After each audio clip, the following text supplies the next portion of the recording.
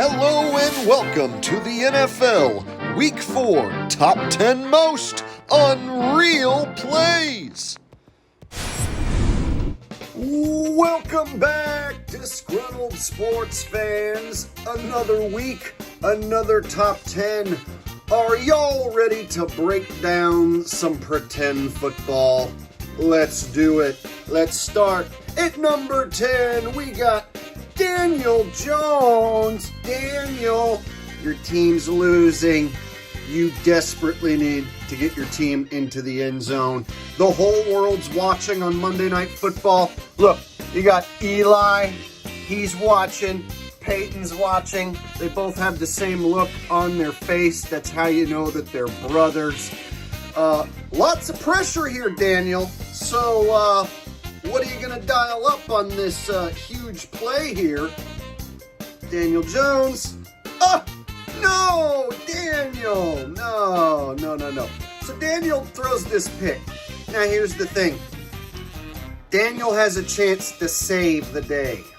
Daniel, you have a chance to save the day and redeem yourself and make this tackle. All right? So what's Daniel going to do here? What's Daniel going to do? Here he comes to save the day. Daniel Jones will make him pay. Oh, wow. That did not go so well for Daniel Jones. So we got a guy right here hot on his tail. Looks like he could almost catch up there, maybe jump and grab hold of his feet. But instead, he's just going to take the wrong angle and let this blocker come in between.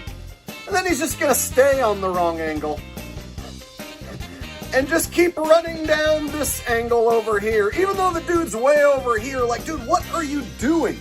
You actually did have a chance to catch him until you started running that way and let the blocker get between you. So, of course, he takes it all the way to the house, no problem. And, of course, Eli's reaction says it all. This is Eli reacting to the interception.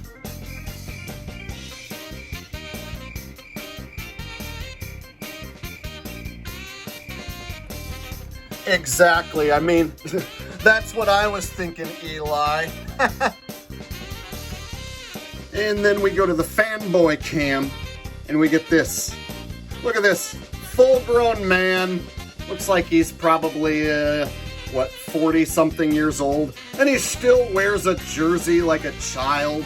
Look at this dude back here. He's like 300 pounds. And he buys a jersey of his favorite player and wears the name of some other guy on his back.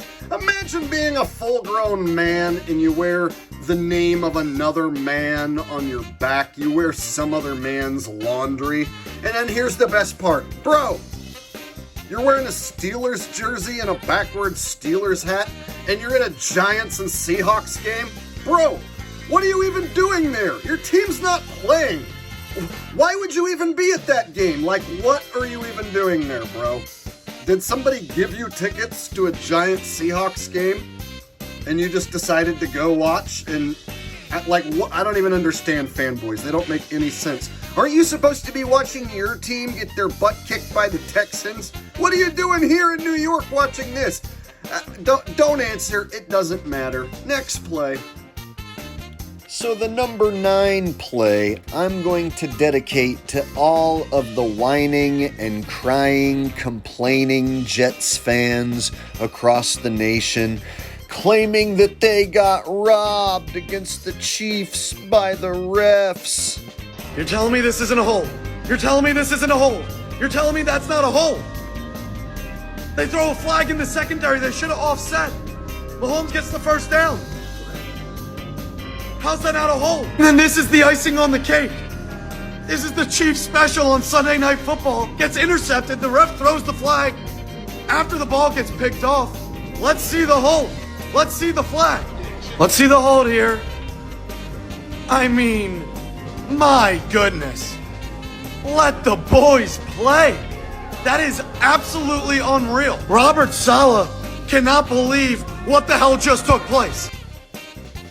So all you Jets fans who are whining and complaining about the refs making bad calls and your team lost because of the refs. No, it's a pretend, fake, phony football game. Patrick Mahomes is going to throw the Jets an interception on purpose.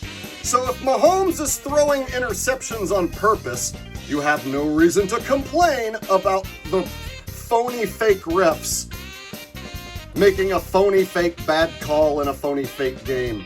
Look, Patrick Mahomes throws it right to the Jets. You can't tell me that's an accident. Dude was double covered. Pat was looking at two Jets defenders right in front of his man, and he threw it right there and hung it up in the air so it could get intercepted. So Patrick Mahomes is throwing purposeful picks to the Jets because it's a pretend game and all the players are in on it. Duh. But fanboys are going to pretend like the players are trying their hardest, and it's only the refs making bad calls. Yeah, right. You're living in a fantasy world, fanboy. And for all you Jets fans who still can't stop crying, well, Pat Mahomes threw you 2 interceptions on purpose. Like this one right here. Look how far he fades back. And then watch him loft the ball right to the Jets players again. See, the guy's double covered again. So he threw into double coverage in the first half twice and lofted the balls straight to the Jets players on purpose. And so all you Jets fans who think that this is a real game and you're crying over the refs' bad calls, and now you're going to say that the game is fixed because of the refs, the players on the field are pretending to play. It's for entertainment purposes, and it's to beat sports bettors who are gullible enough to think it's real. All right, for those of you keeping track, Pat Mahomes threw 2 interceptions into double coverage, and they both basically looked identical. So rather than have Mahomes take up 2 spots on my list with interceptions that look exactly the same, I'm going to combine both of his interceptions into 1 spot on the list and say that that was number 8. I get to make up the rules, so that's what I'm going to do. Return of the doink, return of the doink, return of the doink. Another ball hits the pole. Return of the doink, return of the doink, return of the doink. Another ball hits the pole. Hey Taylor, what do you and your friends think about my song Return of the Doink? Pretty cool, huh? Huh?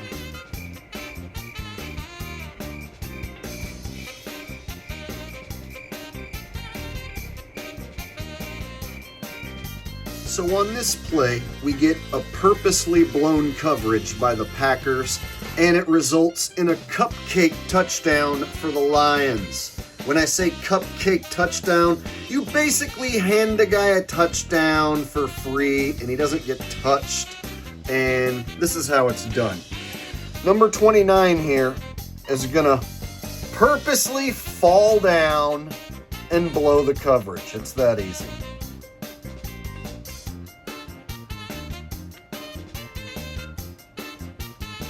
And there you go. That's how easy it is to give up a cupcake touchdown. You just run up, fall down on your butt on purpose, and it's going to leave the guy wide open. Boop. Touchdown. And fanboys will say, it was just an accident. He didn't mean to fall down. Any grown man defending this, you have the brain of a child. I don't know if you know, but the Browns got a new quarterback. Deshaun Watson is out, and Dorian Thompson Robinson McMillan McGee, the third junior senior, is in. And let me tell you what, this kid can toss the rock. This kid right here got a hell of an arm. Sling that rock, kid. Show him how it's done, son. Look at this kid chucking the rock down the field. This guy is going to be a superstar. Chucking it right to the Ravens.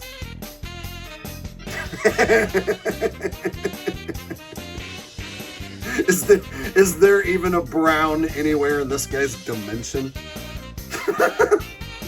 Oh man, that kid is going to be a superstar. Great work, kid. Great job. All right, now let's check in on Taylor Swift and her crew. See how they're doing. All right, cool. So one of my biggest gripes about the phony gameplay in the NFL is these missed tackles that don't look realistic at all. I mean, there's situations where a guy's right next to the sidelines. He's just inches away from being out of bounds, right? And all anyone needs to do, like for instance, this guy running up here with a perfect angle and all the speed, you just need to shove him out of bounds. You don't even need to tackle him, you just need to shove him out of bounds. I mean, you don't even need to be that athletic or even be a professional to know that you can just shove this guy 6 inches and he's out of bounds.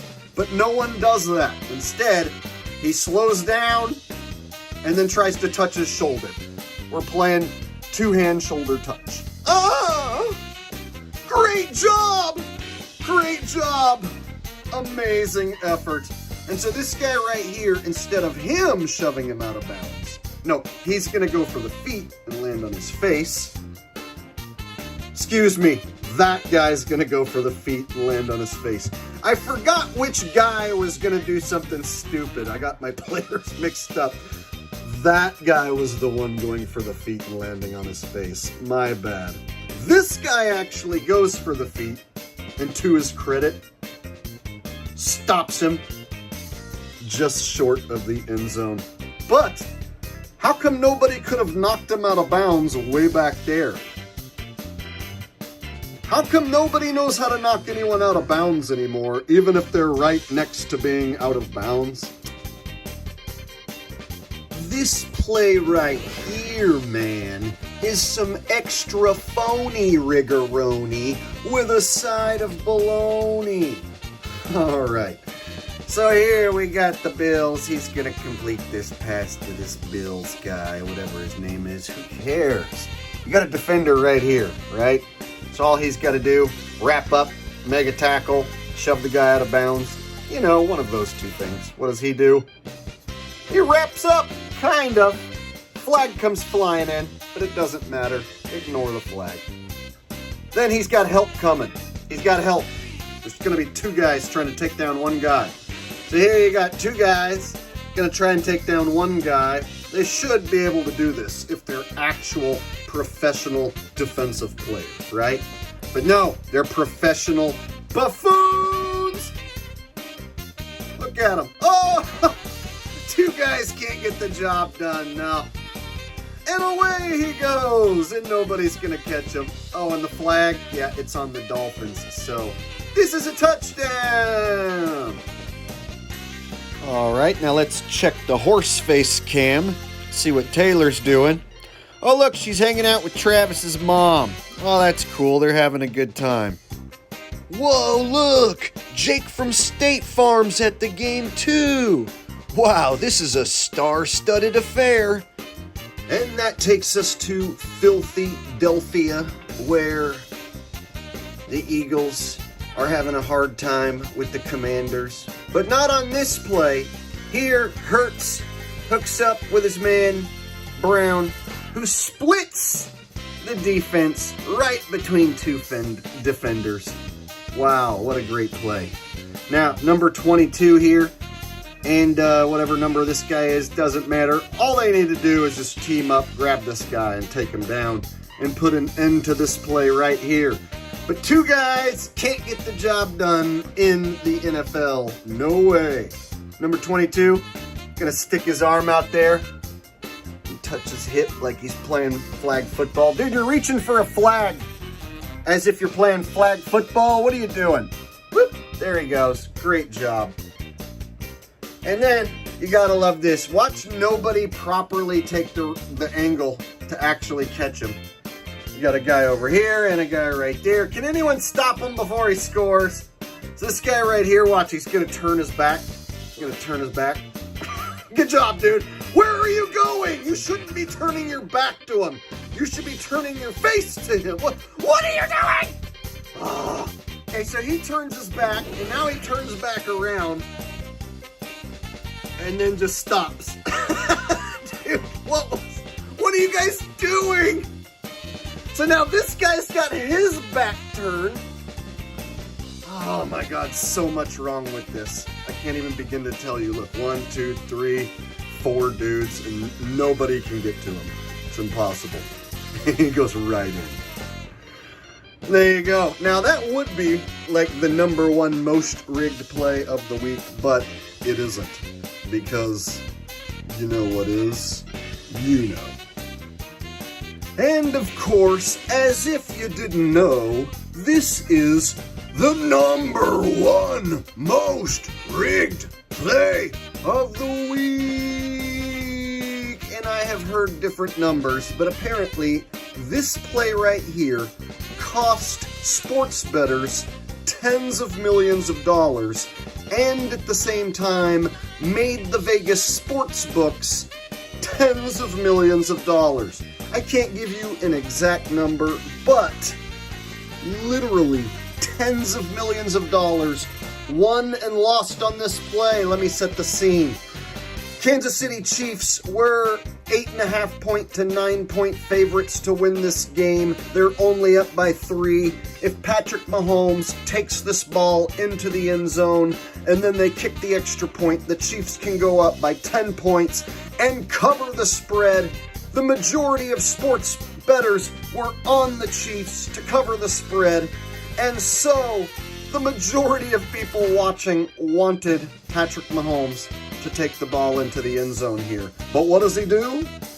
What does he do? Oh, you know what he does. He decides to, take a knee. Take a knee. And just like that, tens of millions of dollars switch hands, and the Vegas sports books come out ahead, and the public is left wondering, what the hell just happened? I had the Jets plus 8.5, so of course this was a good result for me. But the fanboys will tell you that Patrick took a knee so that he could ensure victory. No.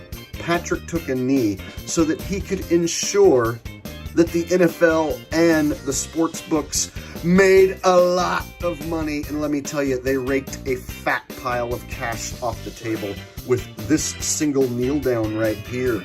Chiefs only win by 3 and fail to cover the spread. And that, my friends, is of course your #1 most rigged play of the week. I hope you enjoyed it.